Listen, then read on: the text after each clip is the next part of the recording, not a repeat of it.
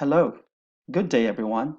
Today, I'm going to show you a short video tutorial prescribed by Mr. Rolando on how to make your students as attendees the fastest way.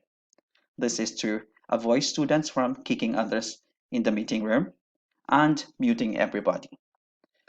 Now, when you are having your meeting, click on the participants. And from that, you can see a new icon here on the top of the screen, the tick and the X mark. When you click on this, it will direct you to a browser.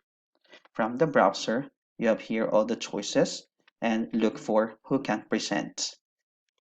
From here, you have everyone, people in my organization, specific people, and only me. Choose only me as the presenter and click on save. Once you have saved that, it automatically became make your students attendees. I hope this video helps. Thank you for watching. Till next time. Bye.